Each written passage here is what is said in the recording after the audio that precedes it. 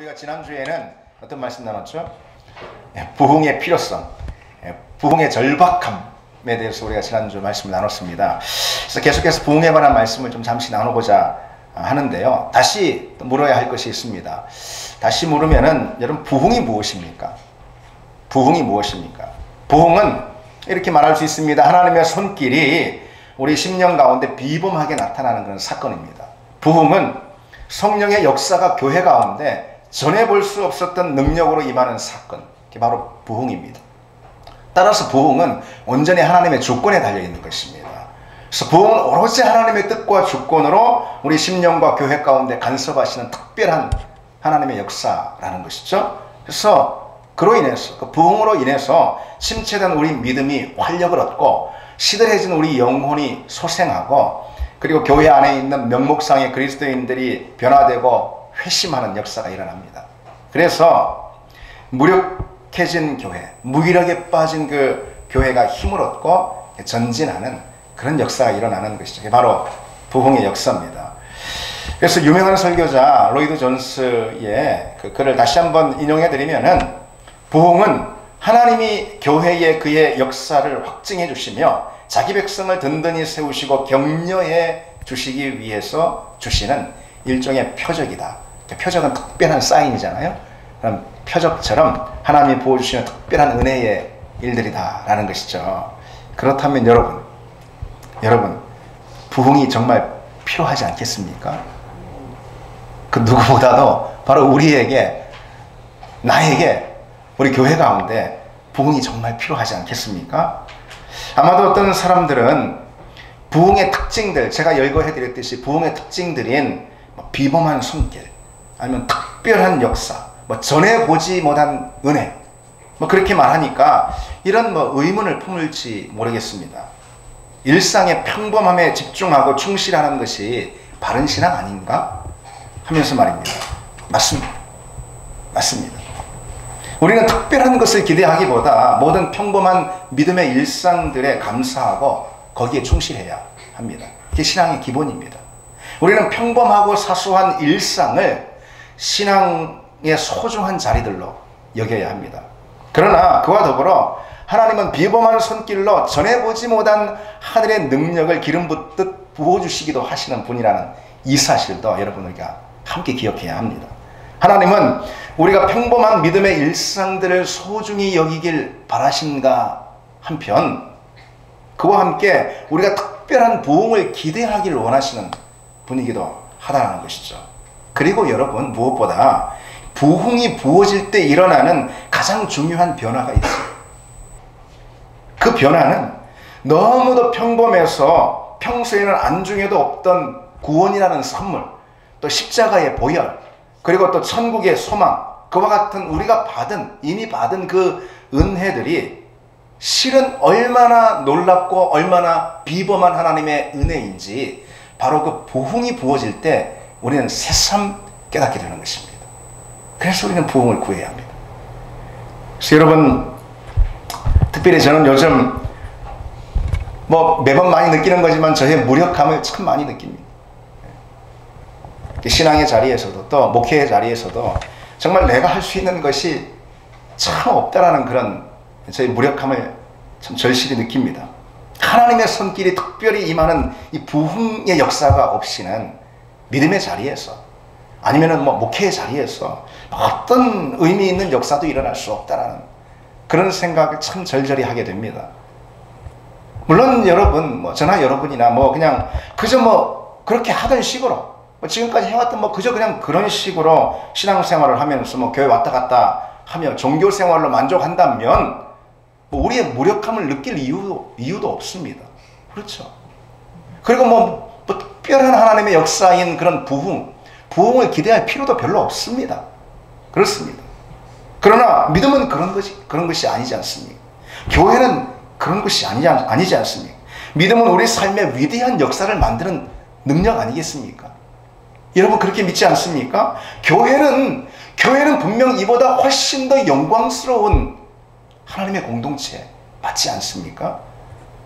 그런데 그와 같은 믿음의 역사와 교회의 영광은 바로 하나님의 특별하신 손길이 부어지는 그 부흥이 빚어내는 결과들이라는 것이죠.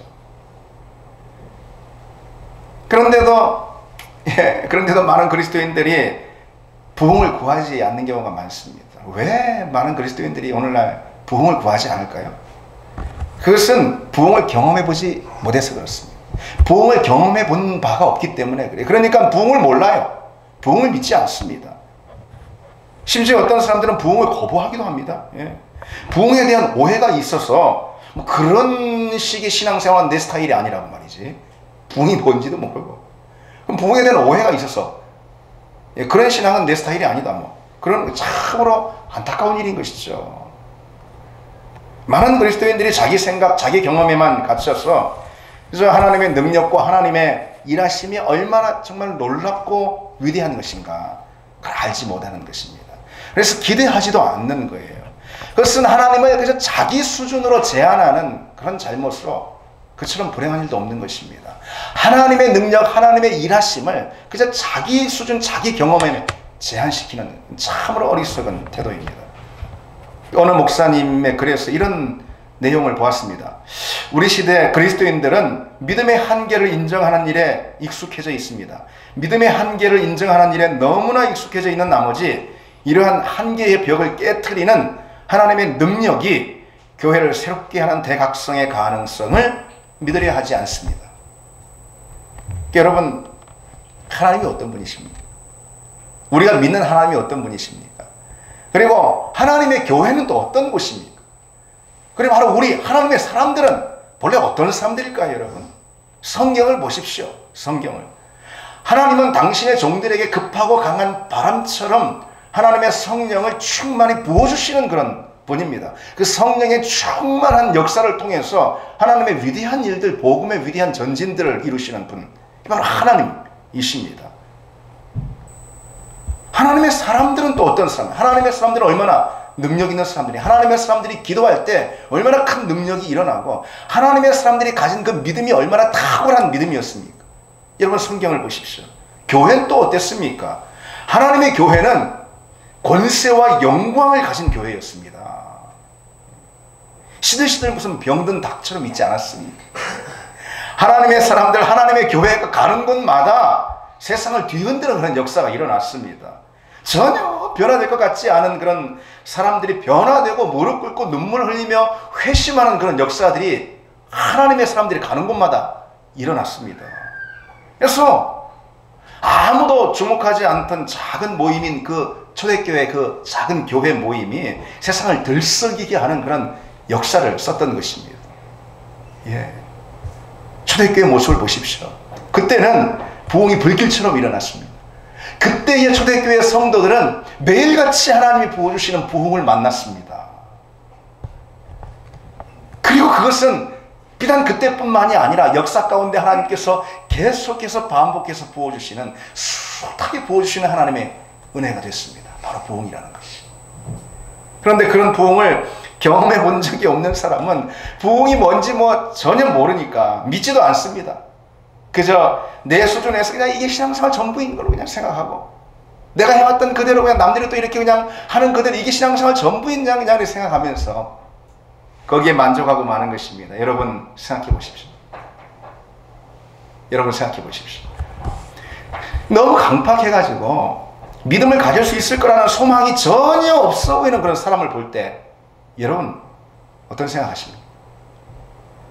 너무 완고해가지고 하나님 앞에 돌아올 거라는 그런 희망이 전혀 없어 보이는 그런 사람을 볼 때 여러분 어떤 생각이 드십니까? 아니면은 완전히 침체에 빠져서 회생 가능성이 전혀 없어 보이는 그런 교회를 볼 때 여러분 어떤 생각이 드십니까? 영광을 잃고 세상에 조롱거리가 이미 되어 있는 그런 교회를 볼 때 여러분 어떤 생각이 드십니까? 아, 무슨 내가 어떻게 할 수 있나 그냥 그러려니 하는 거지. 그러십니까?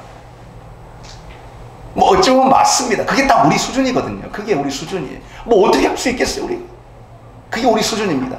그러나 우리가 믿는 하나님은 다른 분이신 줄 믿습니다. 하나님은 다릅니다. 하나님은 그런 사람들도 변화시키시고 그런 교회도 소생시키시는 능력을 가지신 분이고 그 능력을 우리에게 선물해 주시는 분입니다. 그런 하나님의 능력을 기대하고 구하는 것이 바로 부흥이다 라는 거예요. 부흥이 임하면은 한계를 뛰어넘는 성령의 역사들이 늘 일어납니다. 그 성령의 역사들을 늘 만난 사람들은, 경험한 사람들은 부흥이 뭔지 아는 거예요. 그래서 부흥을 구하는 것입니다. 그런 은혜가 우리에게 있길 바랍니다, 여러분. 부흥을 향한 소원들이 여러분들의 마음 가운데 타오르기를 바랍니다. 아멘 좀 하십시오, 여러분. 예. 뭐 특별히 다른 설교도 아니고 이런 부흥에 대한 설교를 할 때는 죄송합니다. 지난주부터 이렇게 핏대를 올리고 제가 월요일까지 목이 아프더라고요.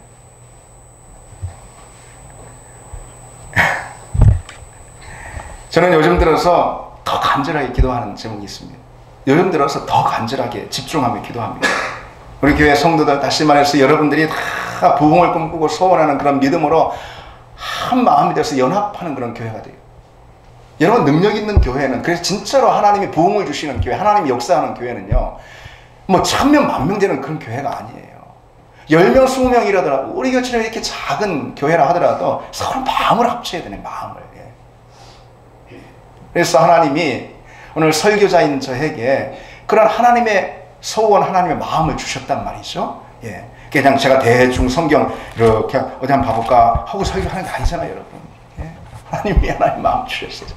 그래서 제가 여러분들에게 이렇게 그냥 핏대를 올리며 설교하고 있습니다.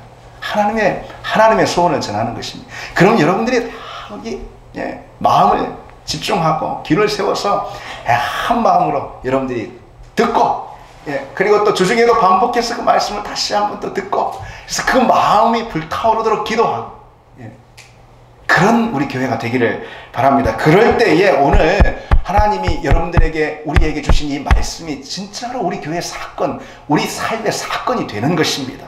예.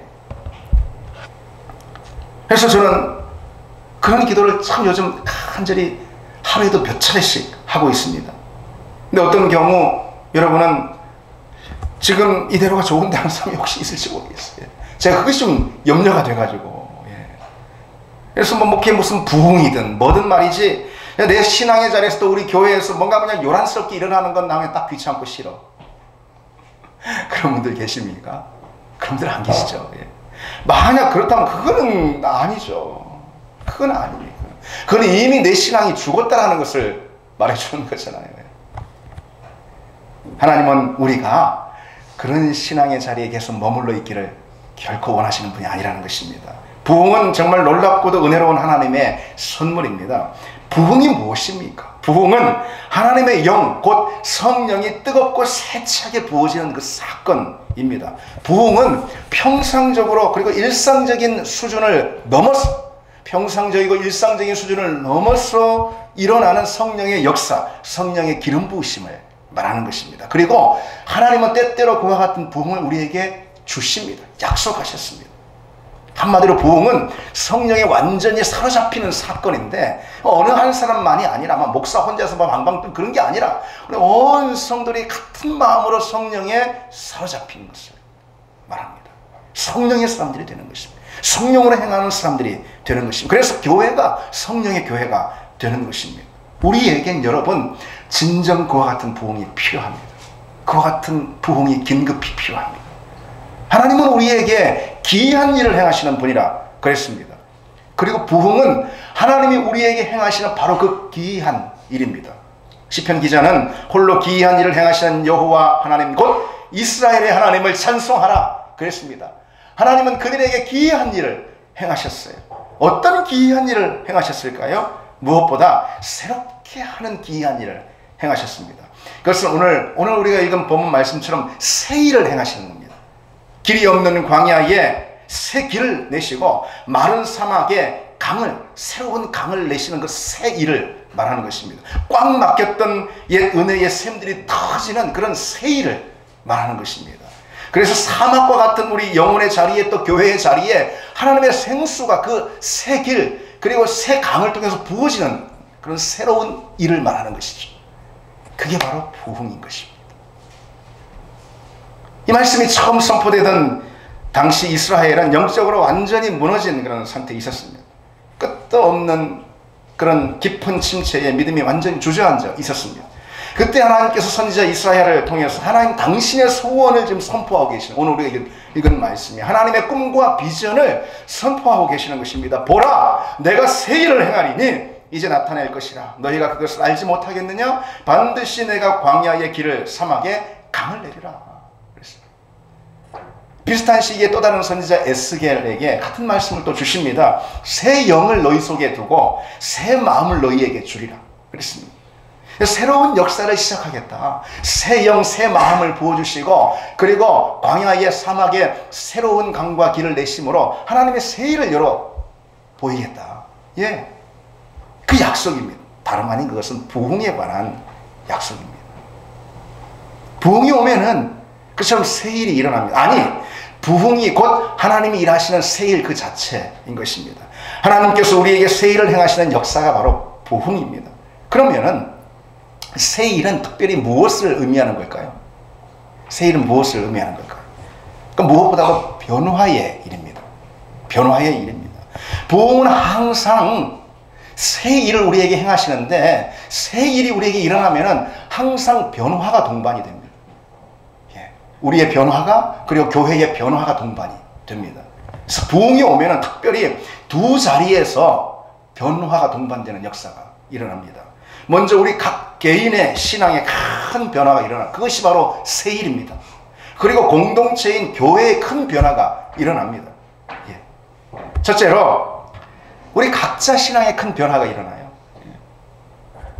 그래서 우선적으로 우리에게 하나님의 임재를 비상하게 인식하는 그런 은혜가 주어집니다. 평상시 여러분, 하나님의 은혜가 우리에게 있어요, 없어요? 하나님의 성령이 우리 안에 거하세요, 안 거하세요? 안 거하시면서 여기는 삶 없어요. 성령이 우리 안에 다 내주하고 계신단 말이에요. 그래야 우리가 예수 믿는 사람이 될 수 있는 거거든요. 근데 평상시가 못 느껴. 그러니까 하나님 마음 아프게 하는 일도 하고 죄도 짓고 우리 마음대로 살고 불순종하고 그러는 것입니다. 우리 안에 계신 성령을 인식하지 못하는 거예요.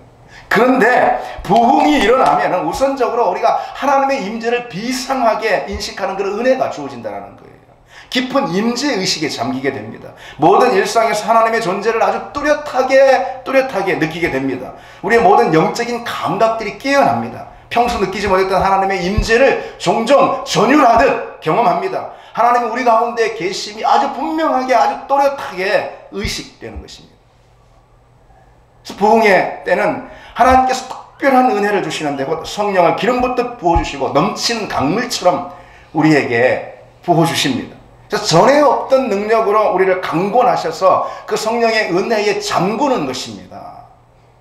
성령의 은혜, 그저 발목에 차박차박 했는 걸 우리를 그냥 그 강물에 그냥 잠궈버리시는 것입니다. 그게 성령의 세례라고 하는 것입니다.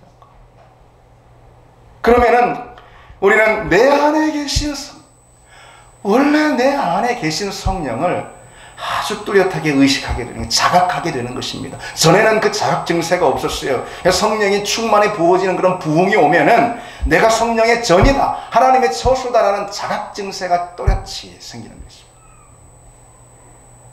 그래서 그때부터 성령이 공급하시는 은혜에 또 그 능력에 참여하게 되는 것이죠.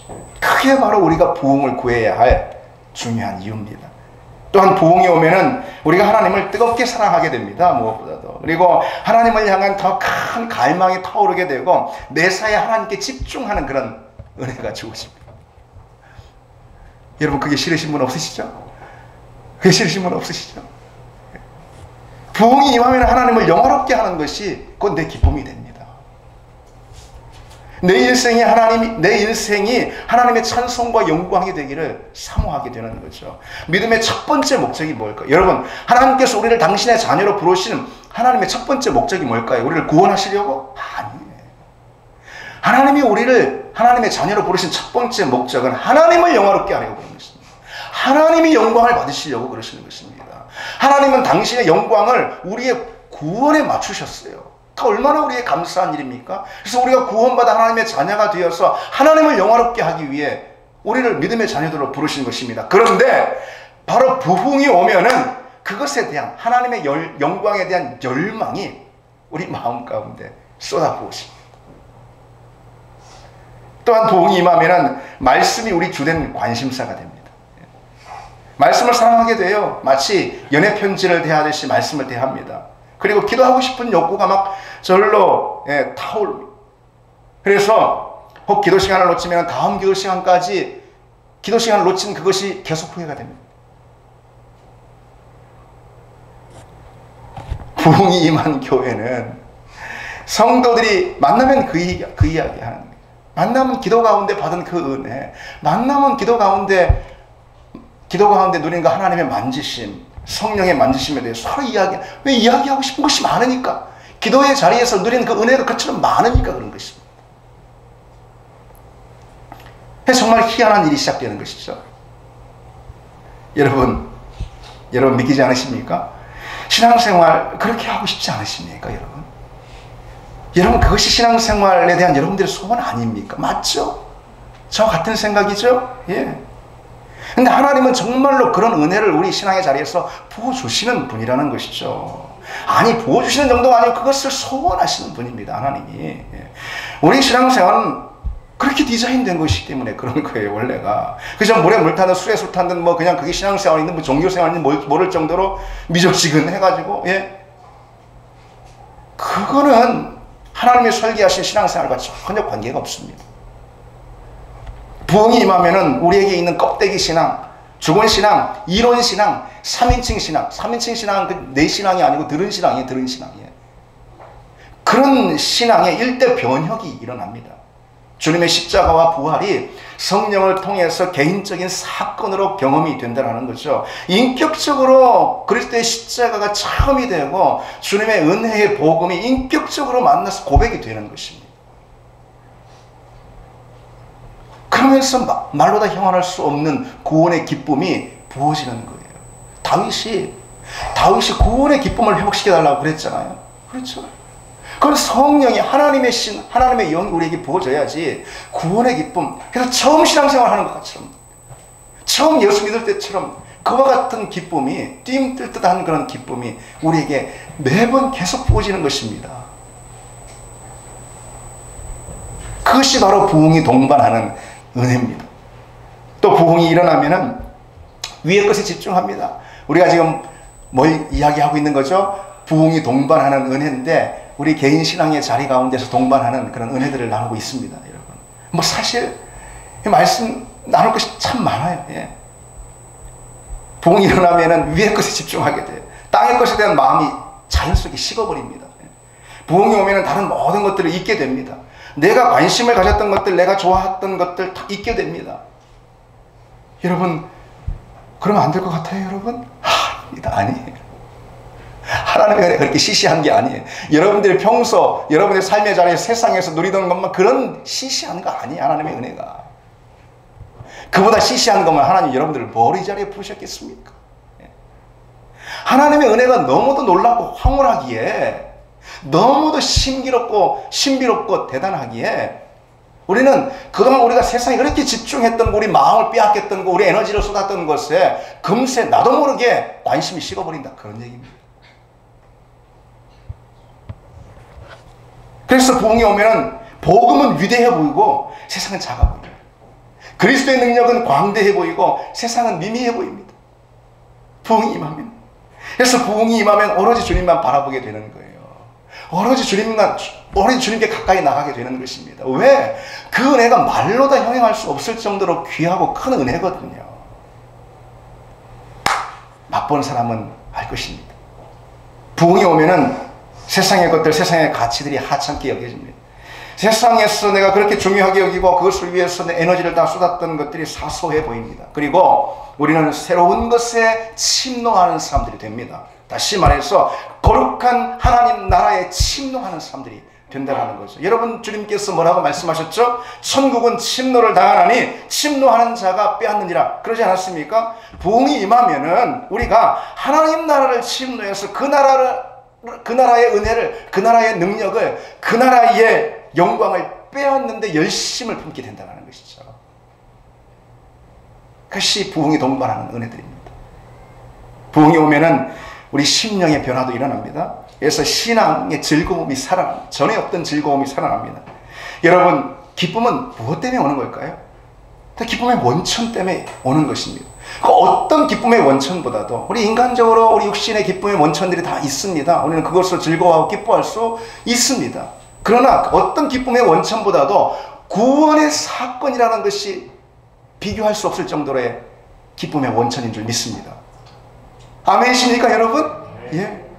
구원의 사건이 그 어떤 기쁨의 나에게 기쁨을 주는 원천보다 비교할 수 없을 정도의 기쁨의 원천입니다. 그런데 영적 부흥이 우리에게 임하면은 우리 심령 가운데 그 구원의 사건이 뚜렷하게 새겨지는 역사가 일어납니다. 그러니 말로도 할 수 없는 기쁨이 솟아나는 것입니다. 그 기쁨은 성령이 우리에게 주입해 주시는 그런 기쁨입니다. 그러니까 세상의 기쁨은 여러분 다 아시지만 외부의 도덕들에 의해서 쉽게 빼앗기는 그런 기쁨이지 않습니까? 갑자기 어려움이 찾아올 때 그 어려움은 우리 기쁨을 순식간에 앗아가 버립니다. 그러나 부흥이 임할 때 성령이 주입해 주시는 그런 기쁨은 우리 영혼의 심연에서 솟아나는 기쁨입니다. 그래서 결코 그 무엇도 빼앗을 수 없습니다. 부흥은 그 기쁨을 동반합니다. 주님은 그 기쁨을 영적 부흥의 결과로 우리에게 선물해 주시길 원하시는 거죠. 부흥은 성령이 불처럼 바람처럼 세차게 임하는 그런 역사라고 그러지 않았습니까? 특별히 부흥은 불처럼 우리에게 뜨겁게 임하는 사건이라 하지 않았습니까? 근데 성령의 이 불이라는 것, 성령의 불은 태워버리는 능력이에요. 말 그대로 성령의 불은 소멸시키는 능력입니다. 예. 무엇을 태울까요? 우리 안에 있는 온갖 부정적인 것들을 다 태우는 것입니다. 불안이나 근심이나 염려나 걱정이나 이런 온갖 부정적인 것들을 다 성령의 불이 임하면 그 불이 태워버린다는 거죠. 그때 새로운 기쁨이 주어지는 것이. 여러분 생각해 보십시오. 기쁨이 어떻게 우리에게 오는가? 그것은 성령이 우리 안에 있는 깊은 슬픔을 태워버릴 때, 소멸시킬 때 기쁨이 새롭게 주어지는 것입니다. 예. 염려를 어떻게 우리가 떨칠 수 있을까요? 염려거리를 없애야? 그런 게 아닙니다. 성령이 우리 안에 임하셔서, 강력하게 임하셔서 이 염려를 소멸해 버리실 때, 모든 걱정과 불안, 두려움을 소멸해 버릴 때 우리는 염려로부터 자유로워지는 것입니다. 바로 그것이 부흥이 동반하는 은혜들입니다. 우리가 이 시간 더 나눌 수가 있습니다. 그러나 시간상 이 정도로 생략하겠습니다. 여러분, 그러니 부흥을 사모해야 되지 않겠습니까? 부흥을 사모하는 우리 교회가 되기를 바랍니다. 하나님 우리 각자에게 신앙의 자리에 큰 부흥, 위대한 부흥을 약속해 주셨습니다. 교회 가고 계십니다. 그 부흥을 우리에게 부어주시도록 소원하는 여러분 되기를 바랍니다. 예, 아직 안 끝났어요, 여러분. 아직 안. 예, 주목하십시오. 두 번째. 부흥이 오면은 우리 각자 신앙의 자리 가운데 큰 변화가 일어나고 말씀드렸듯이 뿐만 아니라 교회 공동체 가운데도 큰 변화가 일어납니다. 부흥은 변화를 동반합니다. 또 어떤 변화가 일어날까? 먼저 부흥이 임하면은 교회는 하나님의 손에 붙들리는 능력 그 자체가 됩니다. 교회는 그저 단체나 조직이 아니라 하나의 거룩한 영적 에너지, 파장이 됩니다. 하나님의 불꽃이 되는 것이죠. 꺼지지 않는 불꽃, 맹렬하게 타오르는 하나님의 불꽃이 됩니다. 그래서 세상을 변화시키는 강력한 영향력이 되는 것이죠. 주님 뭐라고 말씀하셨어요? 누룩이 되라 그랬잖아요. 주님 말씀 그대로 우리가 교회가 거룩한 누룩이 되는 것입니다. 우선적으로 교회 안에 있는 교인들의 변화가 일어나요. 교회 안에 있는. 부흥이 임한 교회는 언제나 극적인 변화의 체험들이 주목되곤 합니다. 부흥의 역사 가운데 그런 역사들이 많이 있어요. 완고했던 사람, 강팍했던 사람, 게을렀던 사람, 뭐 다른 사람 떠올리지 마세요, 여러분. 우리 자신.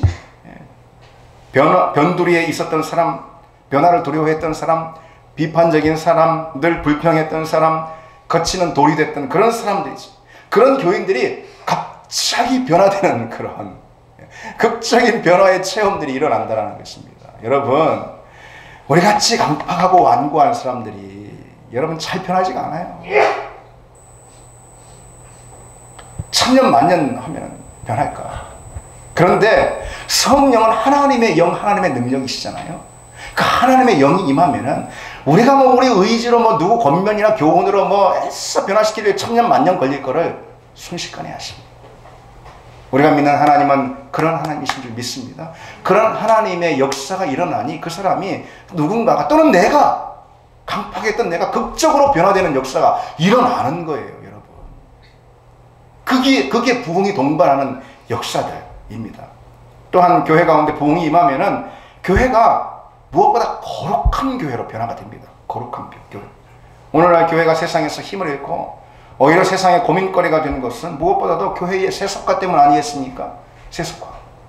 세속화라는 것은 무슨 뭐 대단히 타락한 걸 말하는 게 아니에요. 말 그대로 세속화. 그것은 세상과 똑같아졌다. 그걸 말하는 것입니다. 그래서 세상과 뭐 별반 차별성이 없는 것입니다. 그게 세속화인 것입니다. 그러나 성령에 사로잡히는 그런 부흥이 임하면은 교회는 세상과 철저히 구별되는 그런 역사가 일어나는 것이죠. 거룩한 교회로 거듭나는 것입니다. 부흥이 임한 교회는 거룩에 대한 관심이 지대하게 높아집니다. 하나님의 부흥이 성령을 통해서 부어지면은 그 어떤 것보다 거룩에 대한 관심이 지대하게 높아져요. 그래서 성장하는 교회보다 거룩한 교회가 되려는 몸부림이 먼저 생깁니다. 19세기 초에 미국에 큰 부흥이 일어났어요. 미국 교회. 특별히 침례 교회는 그때 부흥이 일어났을 때 매년 거의 2%에 달하는 교인들을 교회에서 쫓아냈다고요. 이게 무슨 황당한 일이에요. 죄를 범하고 도덕적으로 문제를 일으키고 그래서 하나님의 교회에 먹칠을 하고 그런데도 전혀 회개치 않는 그런 사람들 가차없이 교회에서 출교해버렸습니다. 권징하고 출교했어요. 믿기 어려운 일처럼 보이지만 실제로 그런 일이 있었어. 그러나 그 와중에도 교회는 당시 인구 성장률의 몇 배에 달하는 그런 성장을 거듭거듭 성장을 했습니다. 거룩한 교회가 되니까 하나님께서 당신의 구원받을 만한 사람들을 바로 그 교회에 붙여주시는 것입니다. 그렇지 않겠습니까? 타락한 교회, 세속화된 교회, 세상과 똑같은 교회, 거기에 하나님이 구원할 만한 사람들 보내줘봤자 뭐 하겠어요? 똑같아지는데. 거룩한 교회로 서는 몸부림이 있는 그 교회 있죠. 그 교회 하나님이 먼저 보시고 하나님이 구원할 만한 사람들을 거기에 붙여주시는 것입니다. 그래서 여러분 저도 그런 교회를 꿈꿉니다. 저는 사람들이 우리 교회의 성도가 되는 것, 제자들 교회의 성도의 멤버십을 얻는 것, 그것이 얼마나 귀하고 값진 것임을 알길 원합니다. 바로 여러분들을 통해서 그 사실이 드러나길 원합니다. 예. 사람들이 우리 교회 멤버십을 얻는 것을 막 너무 부러워하고 막 탐내는 그런 교회가 되길 바랍니다. 예. 그것은 우리 교회가 여러분들이 거룩한 교회가 되면 되는 것입니다. 그리고 그것은 부흥이 임하면은 성령의 충만이 우리에게 주어져서 우리가 거룩한 교회가 됩니다. 부흥이 동반하는 또 다른 은혜는요, 무엇보다 교회가 모이기를 힘쓰는 것입니다. 모임이 살아납니다. 모든 모임이 막 살아나요. 활기를 띱니다. 그리고 그 가운데 선한 역사가, 모임 가운데 선한 역사가 일어납니다. 그러니까 또 뭐 자주 당연히 자주 모이게 되는 것이죠. 모이기를 힘씁니다. 아니, 힘쓰는 게 아니고 즐겨합니다. 예. 그리고 모임이 길어집니다. 특히 기도 모임이 길어집니다. 저녁 때 기도회가 시작돼서 늦은 밤까지 이어지는 일이 다반사입니다. 시작하는 시간은 지키나 끝나는 시간에는 다들 관심이 없습니다. 목사만 관심이 없는 게 아니고 끝나는 시간에는 다들 관심이 없어요. 그나마 있던 그런 모임들도 자꾸 없어지는 경우, 그건 죽은 교회입니다. 그건 완전히 식어버린 그런 교회입니다. 모임이 자꾸 살아나는 바로 그 사실이 그 교회에 부흥이 임했다라는 가장 두드러진 특징이거든요. 그런데 있던 모임도 자꾸 막 사라져요. 부흥과 가장 동떨어진 교회의 모습은 어떤 교회인 줄 아십니까? 목사가 광고 시간에 막 자꾸 모임에 힘쓰라고 어딘 막 모임이 있다고 모임에 힘쓰라고 기도의 모임에 막 힘쓰라고 막 핏대를 세워서 자꾸 광고하고 막 성도들을 막 들볶는 그런 교회 있잖아요. 부흥과 완전히 동떨어진 교회입니다. 그렇게 뭐 늘 성도들 들볶아도 교인들이 슬금슬금 모임에서 빠져나갑니다. 모임이 부담스럽고 귀찮아집니다. 그건 확실히 죽은 교회의 특징입니다. 그런 교회는 더 이상 소망이 없습니다. 모임이 살아난다 그랬는데 그래서 억지로 모이는 겁니까? 절대 그렇지 않습니다. 부흥이 임하면 매사에 억지로 하는 것이 사라져요. 모든 것을 자발적으로 합니다. 그래서 의무가 기쁨이 됩니다. 뭐든 의무로 하는 사람이 없어요. 시간도 원해서 드립니다. 섬김도 원해서 합니다. 그리고 봉사도 자발적으로 합니다. 모임 원해서 갔습니다. 원해서 갔어요. 그리고 그것을 기쁨으로 삼습니다. 아니, 거기에 진짜로 기쁨이 있습니다. 그래서 부흥이 임하면은 기도하지 말라 해도 닭달같이 다들 기도회 자리에 모이는 것입니다. 들불처럼 기도의 열기가 교회 가운데로 번지는 것입니다. 여러분, 우리 교회는 그런 교회 될 수 없을까요? 20세기 초 영국 웨일즈의 이 교회들에 큰 부흥이 일어났습니다. 그때에 그 지역의 상점 점원들은 예배당에 먼저 자리를 잡기 위해 가지고 일찍 가게 문을 다 닫았습니다. 그리고 탄광의 노동자들이, 그 웨일즈 지역의 탄광의 노동자들이 작업복을 입은 채로 교회로 몰려들었습니다. 그렇게 기도의 모임이 시작이 되는 것이죠. 매일같이. 그래서 기도의 모임에 참석한 성도들은 새벽 2시 반까지 집회를 떠나지 않았다 합니다. 여러분, 탄광에서 일하는 노동자들 얼마나 힘들고 지쳐요. 그 쓰러질 듯한 육신을 가지고 기도회에 나왔는데 새벽 2시 반까지 집에 갈 줄 모르는 것입니다. 성령의 역사가 나타나고 깊은 은혜에 잠기니까 기도의 자리를 파하는 것이 싫어지는 것입니다. 그래서 그런 기도 모임에는 뭔가 어떤 예측 가능하거나 뻔한 것이 하나도 없습니다. 그런 은혜로운 부흥이 임한 기도 모임에는 예측 가능하거나 뻔한 것이 하나도 없어요. 매일 기도 모임을 갖지만 그때마다 늘 새로운 은혜가 임하기 때문에 그렇습니다. 그래서 기도의 자리에 나가면서 항상 그런 기대를 갖게 되는 것입니다. 오늘도 하나님 때문에 또 어떻게 놀라게 될까? 하나님 때문에 오늘 또 얼마나 놀라게 될까? 그런 기대를 하게 되는 것이죠. 그게 바로 부흥이 임한 교회의 기도 모임입니다. 여러분, 우리 신앙생활은 하나님께서 그렇게 디자인하셨습니다. 그런 신앙의 자리로 부르셨습니다. 그런 은혜를 구하고 사모하는 여러분 되시길 바랍니다. 사모하고 구했다고요? 글쎄요. 더 해야 될 것입니다. 더 뜨겁게, 더 집중해서 그 은혜를 사모해야 할 것입니다. 부흥이 교회 가운데 임하면은 성도들이 말씀과 기도의 자리에서 일어난 그런 은혜들을 나누는데 온통 관심을 쏟습니다. 그리고 만나면은 그 이야기를 합니다. 목장에 나누면서 그것이 가장 주된 관심사입니다. 지난번 기도 자리에서 누가 어떤 은혜를 받았더라. 지난번 설교 말씀을 통해서 누가 어떤 은혜를 누렸더라. 예. 그래서 위대한 부흥의 시대에는 심지어 선술집에 모여가지고 술을 마시던 불신자들 있잖아요. 그 불신자들도 그 마을의 교회에서 일어났던 그 부흥에 대해서 서로 이야기를 나눴다고 합니다. 우리 마을에 저 교회 있잖아. 저 교회 다니는 사람들 뭐 난리 났대. 예. 얼마나 놀라운 변화의 역사들이 일어났으면 선술집에서 술 마시는 그런 불신자들이 그 교회에 일어난 부흥에 대해서 이야기를 했을까요?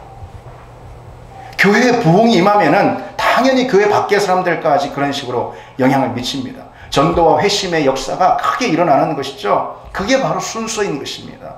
부흥의 역사들을 우리가 읽어보면은 역사 가운데 위대한 부흥의 시대에는 집회의 자리에 누구를 데리고 오는 그 중에 도중에 집회의 자리에 아직 도착하지 않았음에도 불구하고 회심하는 역사들이 속속이 일어났답니다. 믿을 수 있겠습니까? 근데 실제로 부흥의 시대에는 그와 같은 역사가 일어났어요. 왜?